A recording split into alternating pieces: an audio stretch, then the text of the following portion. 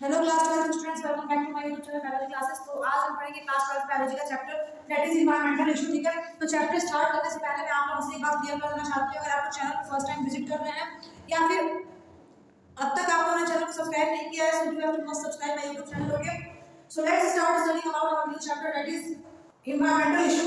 तो ये ईपीए है क्या? इन्वायरमेंट मतलब सभी को पता है, हम छोटी क्लास में पढ़ रहे हैं। इन्वायरमेंट इनफैक्ट हमारा एक सब्जेक्ट न्यू का करना है। देखिए अब हम पढ़ रहे हैं ईपीए क्या है। ठीक है, इसमें कुछ पॉइंट्स हैं, चलिए हम समझते हैं एक एक करके सभी पॉइंट्स को। एंड देन हमारा चैप्टर ज्यादा वैसे नहीं है लेकिन इंपॉर्टेंट है, एग्जाम पॉइंट ऑफ व्यू से पूछता है, इसमें क्वेश्चन और पूछता है।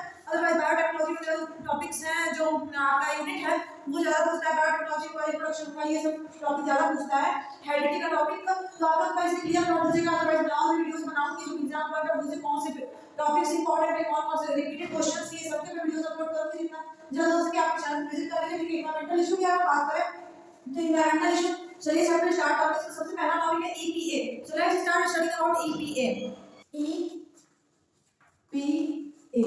ईपीए क्या है, क्या बताता है? EPA in the sense environmental protection act.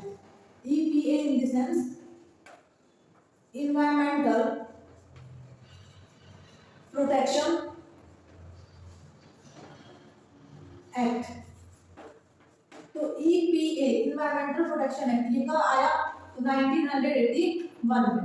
ठीक है, EPA in the sense environmental protection act जो कि आया 1981 में, और ये डिफाइन करता है our environment that how can it protection is going on. ठीक है, environmental प्रोटेक्शन को कौन डिफाइन करता है? Define by EPA. ओके, इतना क्लियर हो? अब मैं स्टडी कर रहा है ईपीए के बारे में। तो इतना ही, ईपीए जो है एनवायरमेंटल प्रोटेक्शन एक्ट है जो 1981 में आया था, और एनवायरमेंटल प्रोटेक्शन कैसे हो रहा है इसको ये डिफाइन करता है। ठीक है, अब पॉल्यूशन क्या होता है? पॉल्यूशन, तो देखिए पॉल्यूशन की अगर बात करें तो पॉल्यूशन तो हम सभी को पता है, the undesirable changing like at physical, chemical as well as biological in our environment is known as pollution. ठीक है, अनडिजायरेबल चेंज, अनडिजायरेबल चेंज कैसा कैसा? तो फिजिकल, केमिकल एंड बायोलॉजिकल। यही क्या होता है? यही क्या होता है? तो पॉल्यूशन होता है। ठीक है, कहाँ पे चेंज होना? तो इन आवर इन्वायरमेंट। अगर हमारे इन्वायरमेंट में कोई फिजिकल, केमिकल या फिर बायोलॉजिकल चेंज हो रहा है तो इसे हम कहते हैं पॉल्यूशन। अनडिजायरेबल यानी कि अनिश्चित, हमें पता नहीं था कि ऐसा कुछ चेंज होने वाला है, फिर भी अगर चेंज हो रहा है जिसको कि किसी कोई अपेक्षा नहीं थी, पता भी नहीं था कि चेंज हो भी सकता है कभी, तो यही क्या है? पॉल्यूशन। ठीक है, पॉल्यूटेंट क्या होते हैं? तो देखिए अगर हम बात करें पॉल्यूटेंट की,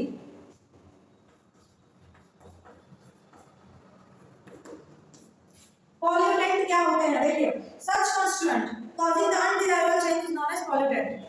कोई भी कांस्टेंट, देखिए सच कॉन्स्टिट्यूएंट या तो फिजिकल हो या फिर केमिकल हो, जो क्या करता है? कॉज करता है पॉल्यूशन, उसे ही हम क्या कहते हैं? पॉल्यूटेंट कहते हैं। ठीक है, ऐसा कोई भी चीज जिसकी वजह से पॉल्यूशन हो रहा है उसे ही हम क्या कहते हैं? पॉल्यूटेंट कहते हैं। ठीक है, तो पॉल्यूटेंट भी समझ में आएगा व्हाट इज पॉल्यूटेंट। अब हमें समझना है क्लासिफिकेशन ऑफ पॉल्यूटेंट। पॉल्यूटेंट कैसे क्लासिफाई किया गया है, चलिए समझते हैं ना। ओके, आई होप आप लोग को ईपीए पॉल्यूशन और पॉल्यूटेंट का टॉपिक क्लियर हो गया होगा। तो चलिए हम समझते हैं क्लासिफिकेशन ऑफ पॉल्यूटेंट के बारे में। क्लासिफिकेशन ऑफ पॉल्यूटेंट्स, पॉल्यूटेंट्स की क्लासिफिकेशन कैसे कैसे किए गए हैं, चलिए हम समझते हैं। सबसे पहले इसे क्लासिफाई किया गया है on the basis of degradation. ठीक है, ये है ऑन द बेसिस ऑफ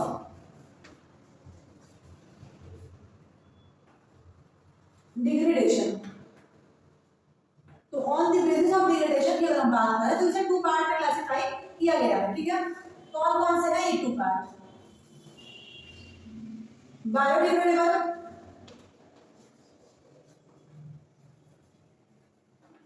और नॉन बायोडिग्रेडेबल। ठीक है, बायोडिग्रेडेबल क्या होता है और नॉन बायोडिग्रेडेबल क्या होता है। सो बायोडिग्रेडेबल की हम बात करें तो it is remove by biological factor like that saprophytic bacteria and fungi. ठीक है, ये रिमूव हो जाता है। अगर हम बात करें बायोडिग्रेडेबल की तो ये रिमूव हो जाता है, रिमूव बाय बायोलॉजिकल फैक्टर, जैसे कि कौन, सैप्रोफिटिक बैक्टीरिया एंड फंजाई। ठीक है, सैप्रोफिटिक बैक्टीरिया और फंजाई की वजह से जो भी बायोडिग्रेडेबल मतलब जो भी वेस्ट रिमूव हो जाए उन्हें हम क्या कहते हैं, बायोडिग्रेडेबल कहते हैं। जैसे कि waste material domestic sewage example हो जाएगा वेस्ट मटेरियल, और क्या होगा इसका एग्जांपल, सो डोमेस्टिक सेवेज, ये सब इसके एग्जांपल्स होते हैं। ठीक है, सो समझ में आया बायोडिग्रेडेबल क्या है। अगर हम बात करें नॉन बायोडिग्रेडेबल, तो नॉन बायोडिग्रेडेबल जो होते हैं वो not decompose by bacteria and fungi. अगर हम बात करें बायोडिग्रेडेबल की तो ये डिकम्पोज हो जा रहे थे बैक्टीरिया और फंजाई की वजह से, लेकिन नॉन बायोडिग्रेडेबल होते हैं बैक्टीरिया और फंजाई की वजह से भी डिकम्पोज नहीं हो पाते हैं। एग्जांपल क्या हो जाएगा, प्लास्टिक, पेस्टिसाइड, डीडीटी और मरकरी जैसे कुछ एग्जांपल हो जाते हैं किसके, नॉन बायोडिग्रेडेबल के। ठीक है, तो समझ में आया बायोडिग्रेडेबल क्या है, नॉन बायोडिग्रेडेबल क्या है। इन द सेंस आप लोगों को on the basis of degradation का टॉपिक समझ में आ गया। अब हमें पढ़ना है classification of pollutant on the basis of occurrence. Okay, so let's start studying about on the basis of occurrence. We है on the basis of occurrence. ऑन द बेसिस ऑफ अकरेंस की बात करें तो भी इसे कितने पार्ट में डिवाइड किया गया है, तो 2 पार्ट में डिवाइड किया गया है। First one is primary pollutants and second one is secondary pollutants. Primary pollutant क्या है और सेकेंडरी पॉल्यूटेंट क्या है, चलिए हम समझते हैं। प्राइमरी पॉल्यूटेंट की अगर हम बात करें तो इंडस्ट्रियल मटेरियल से इसकी ओरिजिन होती है। ठीक है, इंडस्ट्रियल मटेरियल, अगर इसके एग्जांपल की बात करें तो एग्जांपल क्या हो जाएगा, हाइड्रोकार्बन या फिर sulphur dioxide, DDT, carbon dioxide, carbon monoxide, fertilisers, ये सब क्या हो जाएंगे, प्राइमरी पॉल्यूटेंट्स होते हैं। ठीक है, और अगर हम बात करें सेकेंडरी पॉल्यूटेंट की तो primary pollutant react with atmospheric substance. Primary pollutant react with atmospheric substance. इसका एग्जांपल क्या हो जाएगा, HNO3, H2SO4, ओजोन, पर ऑक्सी एसिटिल नाइट्रेट, जिसे हम PAN के नाम से भी जानते हैं। तो ये सब क्या हो जाएंगे, एग्जांपल हो जाएंगे किसके, सेकेंडरी पॉल्यूटेंट के। ठीक है, तो on the basis of occurrence classification समझ में आया पॉल्यूटेंट का कि पॉल्यूटेंट जो होते हैं वो टाइप के होते हैं, प्राइमरी और सेकेंडरी। प्राइमरी इंडस्ट्रियल में होता है और सेकेंडरी का होता है प्राइमरी पॉल्यूटेंट रिएक्ट हो जाता है एटमॉस्फेरिक सब्सटेंस। ठीक है, अब हमें समझना है classification of pollutant on the basis of origin, okay, और nature. So let's start understanding about this. देखिए, on the basis of nature या फिर ओरिजिन, इसके बेसिस पे भी क्लासिफाई किया गया है 2 पार्ट में। That is first one is natural pollutant and second one is anthropogenic pollutants। देखिए, अगर हम बात करें नेचुरल पॉल्यूटेंट की तो नेचुरल पॉल्यूटेंट क्या क्या हो जाएगा, वोल्केनो, ठीक है, इरप्शन, pollen grain, lichens, ये सब क्या है? नेचुरल पॉल्यूटेंट्स है। ठीक है, अगर हम बात करें एंथ्रोपोजेनिक पॉल्यूटेंट क्या क्या हो जाएंगे, तो wastage of industries, wastage of industries, power plants, ठीक है, इन द सेंस जो भी कैसे होता है ह्यूमन बीइंग्स के द्वारा बनाया हुआ। ठीक है, तो देखिए on the basis of origin में समझ में आ गया कि नेचुरल पॉल्यूटेंट होते हैं और एंथ्रोजेनिक पॉल्यूटेंट होते हैं। ठीक है, तो चलिए क्लासिफिकेशन ऑफ पॉल्यूटेंट का टॉपिक भी क्लियर हो गया। अब हम समझते हैं टाइप्स ऑफ पॉल्यूशन। पॉल्यूशन कितने टाइप के होते हैं और कौन-कौन से होते हैं उनके बारे में डिटेल स्टडी हमें करना है। So let's start studying about our new topic that is types of pollution. Okay, so I hope आपको चैनल सब्सक्राइब कर लिया होगा, नहीं किए तो कर लीजिए और हां शेयर करिए क्लास 9 ट्वेल्थ के सभी स्टूडेंट्स में। इनफैक्ट मैं चैनल पे वो भी वीडियोस अपलोड कर रही हूं जो कि मोस्ट इंपोर्टेंट क्वेश्चन है एग्जाम पॉइंट ऑफ व्यू से। ठीक है, जो क्वेश्चन रिपीटेड क्वेश्चन है last 5 years last 10 years other videos upload हो रही हैं, आप लोग से प्लीज विजिट करिए। ठीक है, जिसकी वजह से आप अपने एग्जाम में काफी इजी हो जाएगा लर्निंग प्रोसेस। ठीक है, so let's start studying about types of pollution. Types of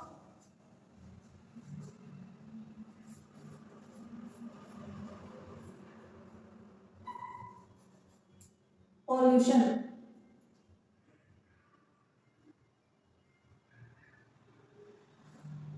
pollution कितने टाइप के होते हैं? तो सबसे पहले हमें स्टडी करना है एयर पॉल्यूशन के बारे में स्टडी करना। ठीक है,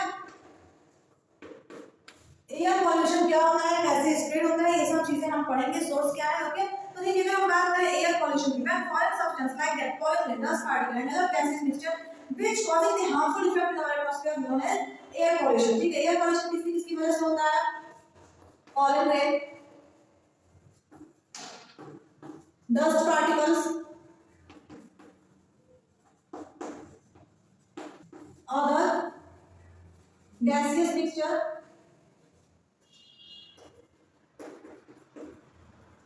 जो क्या करता है, कॉज करता है हार्मफुल इफेक्ट कहां पे? तो इन अवर एटमॉस्फेयर। इसे हम कहते हैं what? Known as air pollutants and this type of pollution is known as air pollution. ठीक है, देखिए जो भी पॉलन हुआ, डस्ट पार्टिकल हुआ या फिर और भी जो बहुत सारे गैसियस मिक्सचर जो होते हैं जो कॉज करते हैं हार्मफुल इफेक्ट हमारे एटमॉस्फेयर पे, उन्हें हम कहते हैं पॉल्यूटेंट्स। और ये इस टाइप के पॉल्यूटेंट का मतलब इस टाइप के पॉल्यूटेंट से जो भी पॉल्यूशन कॉज होता है इसे हम कहते हैं एयर पॉल्यूशन। ठीक है, तो अगर हम बात करें सोर्सेस ऑफ एयर पॉल्यूशन, ठीक है, कौन कौन से सोर्स होते हैं एयर पॉल्यूशन के, सो let's start discussing about sources of air pollution. Sources of air pollution, अगर हम इनके सोर्स की बात करें तो सबसे पहला सोर्स क्या हो जाएगा? फर्स्ट होता है इंडस्ट्रियल पॉल्यूटेंट्स। ठीक है, second one is automobile sources. Okay, and third one is burning of coal. ठीक है, देखिए अगर हम बात करें इंडस्ट्रियल पॉल्यूटेंट की, तो इंडस्ट्रियल पॉल्यूटेंट के कुछ सोर्स होते हैं carbon monoxide, carbon dioxide, sulphur dioxide, ये सब क्या होती है इंडस्ट्री जो होती है वो प्रोड्यूस करती है, जैसे जिंक, लीड, आर्सेनिक, ये सब की वजह से क्या होता है बहुत सारी डिजीज हो जाती हैं और एयर पॉल्यूशन कॉज होता है। अगर हम बात करें ऑटोमोबाइल सोर्सेज की, तो पेट्रोल डीजल ये सब जलने की वजह से भी कार्बन मोनोऑक्साइड, नाइट्रोजन मोनोऑक्साइड और हाइड्रोकार्बन लीड ये सब क्या होता है रिलीज होता है, इसकी वजह से बहुत सारी डिजीज कॉज हो जाती हैं। दिल्ली जो है वो सबसे ज्यादा पॉल्यूटेड सिटी है पूरे इंडिया में। ठीक है, ये बात आप लोगों को पता होनी चाहिए और आई होप आप लोगों को पता होगी भी। बर्निंग ऑफ एयर पॉल्यूशन के मतलब बर्निंग के बाद में कोल को बर्न करने से भी क्या होता है कार्बन डाइऑक्साइड गैस रिलीज होती है, जिसकी वजह से एयर पॉल्यूशन कॉज होता है। ठीक है, एसपीएम क्या है? एसपीएम एरोसोल फोटोकेमिकल ऑक्सीडेंट, ये सब क्या है? तो चलिए हम समझते हैं इन सब के बारे में एक करके। Okay, so let's start studying about SPM, suspended particle matter. SPM in the sense suspended particle matter क्या है? अभी हमारा एयर पॉल्यूशन का सारी टॉपिक चल रहा है तो सस्पेंडेड पार्टिकल मैटर के बारे में अगर हम जाने that what is suspended particle matter. So ये मेजर पॉल्यूटेंट होता है जो कॉज करता है एयर पॉल्यूशन। पॉल्यूटेंट जैसे कि डस्ट व्हाट ये सस्पेंडेड पार्टिकल मैटर कौन कौन से डस्ट हुआ, सिलिकॉन, एल्युमिनियम, सल्फर डाइऑक्साइड, ठीक है। ऐसे हम समझ में आया। अब देखिए अगर हम समझे एरोसोल क्या है, एरोसोल ये सब क्या करते हैं, एयर पॉल्यूशन कॉज करते हैं। एरोसोल जो होता है वो एक ऐसा पॉल्यूटेंट होता है which is exist in a water vapour form. ये किस फॉर्म में एग्जिस्ट करता है, ये एक पॉल्यूटेंट है, ठीक है, जो एग्जिस्ट करता है, exist in water vapour form. Water vapour यानी कि भाप के रूप में प्रेजेंट कौन रहता है, पॉल्यूटेंट कौन सा, एरोसोल, ठीक है। एग्जांपल कौन सा हो जाएगा, सीएफसी और फ्यूरॉन। एग्जांपल हो जाएगा CFC and furan, chlorofluorocarbon, CFC, ठीक है। और एक और हमें पढ़ना है दैट इज फोटोकेमिकल ऑक्सीडेंट क्या होता है। देखिए बहुत सारे अनऑर्गेनिक हाइड्रोकार्बन होते हैं, जब ऑक्साइड ऑफ नाइट्रोजन यानी नाइट्रोजन ऑक्साइड के साथ रिएक्ट कर देते हैं तो फॉर्म करते हैं फोटोकेमिकल ऑक्सीडेंट, जैसे कि PAN, पेन, ठीक है, समझ में आया। चलिए अब हम समझते हैं harmful effect of air pollution on animal and human being. Air pollution का हार्मफुल इफेक्ट इंसानों पे और जानवरों पे कैसे होता है। So let's start studying about our topic that is harmful effects. Harmful effects, सबसे पहले अगर हम बात करें लीड की, लीड भी तो क्या है, एयर पॉल्यूटेंट ही है, ठीक है। तो लीड की अगर हम बात करें जैसे कि शॉर्ट फॉर्म में हम PBB लिखते हैं, ठीक है, तो ये जो होता है damage of kidney, liver and brain cause करता है, ठीक है। इसकी वजह से क्या होता है, damage of kidney, damage of liver and damage of brain, ठीक है, समझ में आया। लीड के हार्मफुल इफेक्ट, लीड की वजह से हमारा किडनी, ब्रेन और लिवर क्या होता है, डैमेज हो जाता है। सेकंड होता है hydrocarbon, second one is hydrocarbon. Hydrocarbon क्या होता है, केमिस्ट्री में हम लोग ऑलरेडी स्टडी कर चुके हैं। देखिए हाइड्रोकार्बन क्या होता है, तो ये कॉजिंग द कैंसर डिजीज, इसकी वजह से क्या होती है, कैंसर डिजीज कॉज होती है, ओके, समझ में आया। फिर आता है carbon monoxide, third one is carbon monoxide, जिसे कि हम CO भी लिखते हैं, ठीक है। तो देखिए कार्बन मोनोऑक्साइड की वजह से क्या होता है, दैट ये अस्थमा डिजीज कॉज करता है। कार्बन मोनोऑक्साइड की वजह से अस्थमा होता है, ठीक है, और लंग कैंसर भी होता है, अस्थमा होता है, इनफैक्ट लंग्स कैंसर भी हो जाता है, किसकी वजह से, तो कार्बन मोनोऑक्साइड गैस की वजह से, ठीक है। और जब ये रिएक्ट करती है हीमोग्लोबिन के साथ तो फॉर्म करती है कार्बोक्सी हीमोग्लोबिन एसिड, ठीक है, समझ में आया। तो कार्बन मोनोऑक्साइड जो है वो एयर पॉल्यूटेंट है जो कॉज करती है अस्थमा और लंग कैंसर भी कॉज कर देती है, ठीक है। तो देखिए ये 3 पॉल्यूटेंट आप लोगों को समझ में आया कि इनकी वजह से कौन-कौन से हार्मफुल इफेक्ट होते हैं। चलिए अगर हम बात करें PAN, ये क्या कॉज करता है, ये रेस्पिरेटरी प्रॉब्लम कॉज करता है। फोर्थ है, यहां मैं नोट कर रही हूं, फोर्थ है PAN, तो ये कॉज करता है, कॉज रेस्पिरेटरी प्रॉब्लम, यानी कि सांस लेने में प्रॉब्लम कॉज कौन करता है, पेन, रेस्पिरेटरी प्रॉब्लम, ठीक है। Pain in the sense for respiratory nitrate, ये क्या कॉज करता है, तो रेस्पिरेटरी प्रॉब्लम कॉज करता है, ठीक है। तो आई होप आप लोगों को हार्मफुल इफेक्ट्स को समझ में आ गए होंगे एयर पॉल्यूशन के। अब हमें समझना है control of air pollution, air pollution का कंट्रोल कैसे होना चाहिए। सो let's start studying about control of air pollution. Control of air pollution, अगर हम कंट्रोल ऑफ एयर पॉल्यूशन की बात करें तो सबसे पहला मेथड है प्लांटेशन करना। जितना ज्यादा से ज्यादा हो सके प्लांटेशन करना चाहिए, नए नए प्लांट्स को लगाना चाहिए और ट्रीज को कट नहीं करना चाहिए, ठीक है। ऑटोमोबाइल इंजन में कैटालिटिक कन्वर्टर का यूज होना चाहिए, catalytic converter is used in auto mobile engine. जितनी भी गाड़ियां हैं डीजल पेट्रोल से चलने वाली, उन सब में कैटालिटिक कन्वर्टर का यूज होना चाहिए। Device to control particulate matter, देखिए अरेस्टर की अगर हम बात करें तो अरेस्टर और स्लवर, ये अरेस्टर क्या करता है, तो अरेस्टर जो है वो एक ऐसा इंस्ट्रूमेंट है जो कंट्रोल करता है डस्टेड पार्टिकल को एनवायरनमेंट से, ठीक है, यूज होना चाहिए यूज ऑफ अरेस्टर, समझ में आ गया ना? अरेस्टर क्या है? अरेस्टर एक ऐसा इंस्ट्रूमेंट है जो कंट्रोल करता है, इलास्टिक इंस्ट्रूमेंट होता है जो कंट्रोल करता है डस्ट पार्टिकल्स को, ठीक है। और फोर्थ होता है scrubbers. Fourth one is scrubbers. इसका भी यूज होना चाहिए। स्क्रबर का यूज इन द सेंस ये क्या होता है, ये ड्राई वेट पैकिंग मटेरियल से बनता है, ठीक है। इसको यूज किया जाता है सेपरेट करने के लिए डस्ट पार्टिकल को टॉक्सिक गैसेस से, ठीक है। टॉक्सिक गैस को सेपरेट करने का हेल्प होता है। सीएनजी जो होता है, सीएनजी को यूज करना चाहिए in the form of fuel. CNG is used in the form of fuel. Fuel के फॉर्म में सीएनजी का यूज होना चाहिए, ठीक है। तो ये थे कुछ कंट्रोल ऑफ एयर पॉल्यूशन की, कैसे एयर पॉल्यूशन कंट्रोल हो सकता है। अब हमें पढ़ना है effect of air pollution in climate. देखिए क्लाइमेट में बात करें तो इफेक्ट बहुत सारे, जैसे कि ओजोन लेयर डिप्लीशन, ये सब क्या हो रहा है, हार्मफुल इफेक्ट तो है किसका, एयर पॉल्यूशन, ग्लोबल वार्मिंग, ये भी क्या है, हार्मफुल इफेक्ट है एयर पॉल्यूशन का, है ना। तो देखिए अब हमें पढ़ना है वाटर पॉल्यूशन। एयर पॉल्यूशन का टॉपिक टोटल क्लियर हो चुका है। अगर कोई भी डाउट है तो आप लोग कमेंट कर दीजिएगा, आपका डाउट क्लियर किया जाएगा, ठीक है। अदरवाइज चलिए हम समझते हैं वाटर पॉल्यूशन क्या है। So let's start studying about water pollution. Second one is water pollution. Water pollution क्या है, कैसे होता है, कैसे इसे कंट्रोल करें, ये चीजें चलिए समझते हैं। देखिए कुछ पेस्टिस मटेरियल जैसे कि ऑर्गेनिक, इनऑर्गेनिक, बायोलॉजिकल सब्सटेंस जो कि चेंज कर देते हैं क्वालिटी ऑफ वाटर, ठीक है। ऑर्गेनिक, इनऑर्गेनिक और बायोलॉजिकल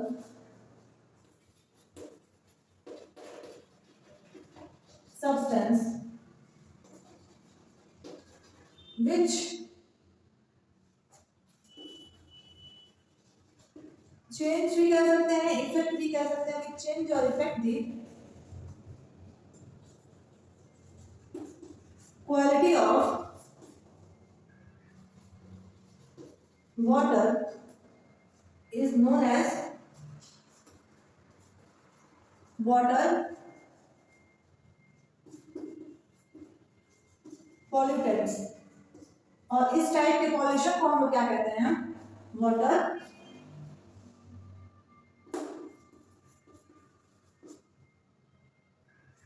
पॉल्यूशन, ठीक है। समझ में आया कि वाटर पॉल्यूशन क्या है। देखिए कोई भी ऑर्गेनिक, इनऑर्गेनिक या फिर बायोलॉजिकल सब्सटेंस जो कि क्वालिटी ऑफ वाटर को चेंज कर देता है and decrease the oxygen percentage, ठीक है, एंड आल्सो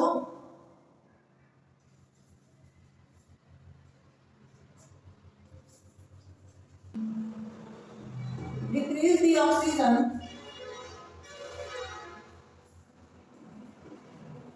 percentage in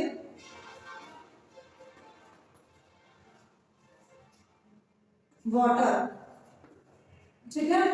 ये ऑक्सीजन परसेंटेज को भी डिक्रीज कर देता है। अगर हम बात करें source of water pollution, water pollution के सोर्स कौन कौन से हैं, सोर्स ऑफ वाटर पॉल्यूशन। देखिए वाटर पॉल्यूशन के अगर हम सोर्स की बात करें तो कौन कौन से सोर्सेज होते हैं वाटर पॉल्यूशन के जिसकी वजह से वाटर पॉल्यूशन होता है। तो देखिए फर्स्ट होता है डोमेस्टिक वेस्टेज, ठीक है। First one is domestic wastage, second one is industrial wastage.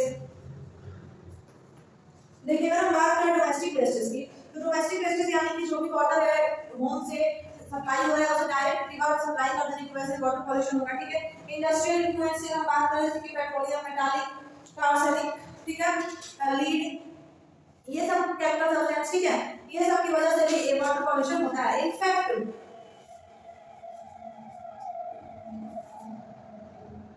Pesticides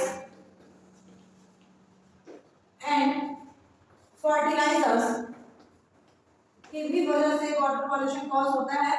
and fourth है यूट्रोफिकेशन की वजह से भी वाटर पॉल्यूशन कॉज होता है। तो ये फोर सोर्स है वाटर पॉल्यूशन के। देखिए यूट्रोफिकेशन क्या है, तो यूट्रोफिकेशन इसका मतलब है कि जब न्यूट्रिएंट जो होता है, जो रिच न्यूट्रिएंट है, जब इंक्रीज कर देता है वाटर लेवल में, जिसकी वजह से लेवल ऑफ ऑक्सीजन क्या होता है, डिक्रीज कर जाता है, ठीक है।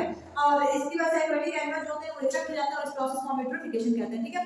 तो चलिए अब हम समझते हैं effect of water pollution. Water pollution के इफेक्ट क्या क्या होते हैं। वाटर पॉल्यूशन कॉज हो जाने की वजह से क्या क्या नुकसान होते हैं, क्या क्या इफेक्ट, चलिए इसे हम समझते हैं। इफेक्ट्स की अगर हम बात करें कि वाटर पॉल्यूशन के क्या क्या इफेक्ट्स होते हैं, तो सबसे पहला होता है आर्सेनिक। ये इफेक्ट करता है, effect the nervous tissue and cause black foot disease. ठीक है, ये जो है आर्सेनिक जो है वाटर में डिसॉल्व हो जाता है, जिसकी वजह से ये इफेक्ट करता है हमारे नर्वस टिश्यू को और कॉज करता है कौन सी डिजीज, तो ब्लैक फुट डिजीज कॉज करता है। सेकंड पे आता है मर्क्यूरी। मर्क्यूरी की अगर हम बात करें तो मर्क्यूरी क्या कॉज करता है, देखिए ये जो है मिनी मार्टा डिजीज कॉज करता है। ठीक है, मर्क्यूरी कॉज करता है cause mini Marta disease. Okay, जिसके सिम्टम्स ये होते हैं मिनी मार्टा की बर्निंग आई और टिमलेस दिन ऐसा सब हो जाता है। ठीक है, उसके बाद है cadmium. Third one is cadmium. तो कैडमियम क्या कॉज करता है, अगर हम बात करें तो ये कॉज करता है itai disease. Cause itai disease, bone cancer, liver cancer and lungs cancer cause करता है कौन, तो कैडमियम। ओके, इसके बाद आता है nitrate. Fourth one is nitrate. Nitrate की अगर हम बात करें तो ये क्या कॉज करता है, नाइट्रेट जो होता है वो कॉज करता है cause blue babies disease. Blue babies disease. ठीक है, तो देखिए ये 4 पॉल्यूटेंट है, आर्सेनिक, मर्क्यूरी, कैडमियम और नाइट्रेट। ये क्या कौन कौन सी डिजीज कॉज करते हैं ये समझ में आया। और देखिए और भी अगर हम बात करें नीरी का, तो देखिए एक NEERI development national environmental engineering research institute की एक इंस्टीट्यूट है जो लोकेटेड है नागपुर में। बायोमैग्निफिकेशन की प्रोसेस क्या होती है कि जब टॉक्सिक सब्सटेंस इंक्रीज कर जाते हैं, ठीक है, तो trophic level of food chain में दूसरों कहते हैं बायोमैग्निफिकेशन ह्यूमिडिटी और गैसेस का एग्जांपल हो जाएगा। अब हमें पढ़ना है control of water pollution. Water pollution का हम कंट्रोल कैसे करें, चलिए हम समझते हैं control of water pollution.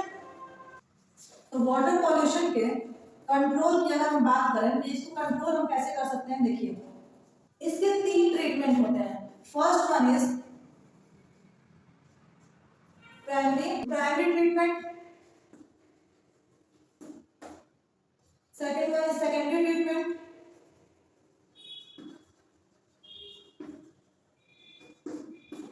And third one is tertiary treatment. तो प्राइमरी ट्रीटमेंट, सेकेंडरी ट्रीटमेंट और टर्शियरी ट्रीटमेंट क्या है। प्राइमरी ट्रीटमेंट जो होता है वो फिजिकल ट्रीटमेंट होता है। कैसा ट्रीटमेंट है प्राइमरी ट्रीटमेंट, तो ये है फिजिकल ट्रीटमेंट। फिर आता है सेकेंडरी ट्रीटमेंट। सेकेंडरी ट्रीटमेंट जो होता है ये कैसा है, तो ये है बायोलॉजिकल ट्रीटमेंट। एंड देन आता है टर्शियरी ट्रीटमेंट जिसे हम कहते हैं केमिकल ट्रीटमेंट। तो ये कुछ क्या है ट्रीटमेंट है जिनकी वजह से क्या होता है, कंट्रोल होता है वाटर पॉल्यूशन का। ठीक है, so this is all about water pollution. Now we have to study about soil pollution, okay, and then our last topic is noise pollution and then chapter is finished. Okay, तो चलिए समझते हैं सबसे पहले soil pollution क्या है। Okay, let's start studying about soil pollution. I hope आप अपना चैनल सब्सक्राइब कर लिया होगा, नहीं किए हैं तो चैनल सब्सक्राइब कर लीजिए और हाँ बेल आइकन प्रेस कर लीजिए जिससे कि सभी वीडियोस की नोटिफिकेशन आप तक पहुंच सके। चैनल को विजिट करिए, सब्सक्राइब करना मत भूलिएगा, सब्सक्राइब पहले करिए। ठीक है, चलिए स्टार्ट करते हैं soil pollution के बारे में स्टडी करना।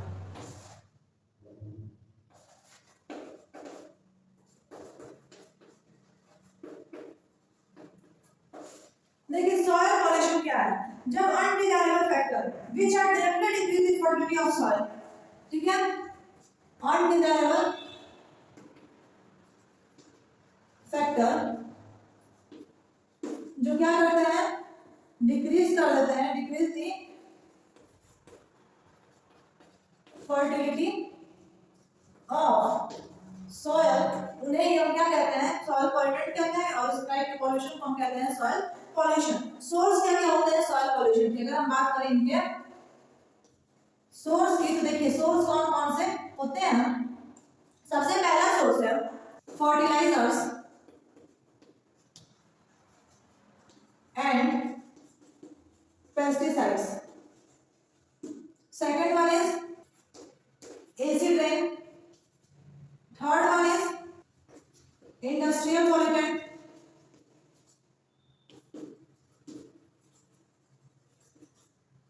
Fourth one is municipal wastes. And fifth one is deforestation. ये सब वजहें हैं जिनकी वजह से सॉइल पॉल्यूशन कॉज होता है, ठीक है। फर्टिलाइजर और पेस्टिसाइड क्या करता है, तो स्टेबिलिटी ऑफ सॉइल को डिक्रीज कर देता है। एसिड रेन जो होता है उसकी वजह से फर्टिलिटी ऑफ सॉइल डिक्रीज हो जाती है। इंडस्ट्रियल पॉल्यूटेंट और म्युनिसिपल वेस्ट से फर्टिलिटी ऑफ सॉइल डिक्रीज कर जाती है, और डिफॉरेस्टेशन की वजह से सॉइल की फर्टिलिटी डिक्रीज कर जाती है, ठीक है। अब पढ़ते हैं effect of soil pollution. Soil pollution का इफेक्ट किस तरह पड़ता है, चलिए समझते हैं। अगर हम बात करें सॉइल पॉल्यूशन के इफेक्ट्स की, तो देखिए इसके इफेक्ट्स कौन कौन से होते हैं, कैसे कैसे इसका इफेक्ट पड़ता है। तो ये जो होता है, फर्स्ट इफेक्ट होता है लो प्रोडक्शन ऑफ क्रॉप, है ना। अनाज क्या होगा, कम हो गया, लो प्रोडक्शन ऑफ क्रॉप, ठीक है। कैडमियम जो होता है वो इटाई डिजीज कॉज कर देता है। Itai cadmium itai disease cause कर देता है, ठीक है। तो ये थे इसके इफेक्ट्स। अगर हम बात करें कंट्रोल ऑफ सॉइल पॉल्यूशन की, तो इससे कंट्रोल कैसे होगा सॉइल पॉल्यूशन, देखिए फर्स्ट है प्लांटेशन करने से, जितना ज्यादा से ज्यादा हो सके उतना प्लांट अगर हम ग्रो कराएंगे तो सॉइल पॉल्यूशन पे हम क्या कर सकेंगे, कंट्रोल पा सकेंगे। Decrease the level of fertiliser and pesticides, decrease the level of fertilisers and pesticides, fertilisers के और पेस्टिसाइड्स के लेवल को क्या करना, डिक्रीज करने से भी कंट्रोल होगा क्या, वाटर सॉइल पॉल्यूशन, ठीक है। So this is all about soil pollution. Now we have to study about the last topic of this chapter, that is noise pollution. So let's start study about noise pollution. Fourth one is noise pollution. Noise pollution इस जो शोर से जो pollution cause हो रहा है, ठीक है। देखिए unwanted sound causing the noise pollution. Noise pollution किसकी वजह से होता है, तो अनवांटेड बेवजह तेज आवाज होना, ठीक है। अनवांटेड साउंड, इसकी वजह से क्या होता है, नॉइज पॉल्यूशन कॉज होता है, ठीक है। इसको मेजर किया जाता है डीबी में, okay. Measure in decibel in the sense DB. देखिए डीबी ऐसे लिखा जाता है, कैपिटल और स्मॉल का इसमें मेन रोल प्ले होता है, ठीक है। अब देखिए कुछ यहाँ पे साउंड्स होते हैं जिन साउंड की हम लोग मेजरिंग करते हैं डेसिबल, ठीक है। कैसे होता है, नॉर्मल टॉकिंग साउंड होता है। अगर हम बात करें नॉर्मल टॉकिंग साउंड की, हम लोग नॉर्मल जिस आवाज में बात करते हैं वो कितने डेसिबल का होता है, तो ये होता है 30 to 35 डेसिबल, ठीक है। नॉइज पॉल्यूशन की बात करें, नॉइज पॉल्यूशन कॉज कब होता है, तो नॉइज पॉल्यूशन जो है वो एवं 60 डीबी से अगर अधिक आवाज होती है तो उसकी तो क्या होता है, नॉइज पॉल्यूशन हम कह सकते हैं। हेलीकॉप्टर की आवाज की अगर हम बात करें, हेलीकॉप्टर, तो ये जो है 120 डीबी का साउंड प्रोड्यूस करता है, ठीक है। ट्रेन की अगर हम बात करें तो ट्रेन जो है वो 100 से लेकर के 105 डीबी तक का साउंड प्रोड्यूस करती है। लीफ यानी कि हवा जो चलती है तो पत्तियां जो होती है वो मात्र 10 डीबी तक का साउंड प्रोड्यूस कर पाती हैं, ओके। और अगर हम जेट प्लेन की बात करें तो 100 से 110 डेसिबल तक का ये साउंड प्रोड्यूस करती है, ठीक है। तो स्टूडेंट्स हमारा चैप्टर यहीं पे फिनिश होता है, ठीक है। अब चैप्टर हमारा फिनिश हो चुका है। आई होप आप हमारे चैनल को सब्सक्राइब कर लिया होगा, अगर नहीं किया है तो चैनल को सब्सक्राइब कर लीजिए। फर्स्ट टाइम विजिट किया है चैनल को सब्सक्राइब करिए, बेल आइकन प्रेस करिए। क्लास 9 से 12 तक सभी स्टूडेंट्स में आपको शेयर करिए, जितना आप लोगों से पॉसिबल हो सके उतना शेयर करिए, जितने भी कांटेक्ट पे आपके स्टूडेंट्स हैं। ओके, और सब्सक्राइब करिए, शेयर करिए, कमेंट करिए, कोई डाउट है तो। Okay, thank you.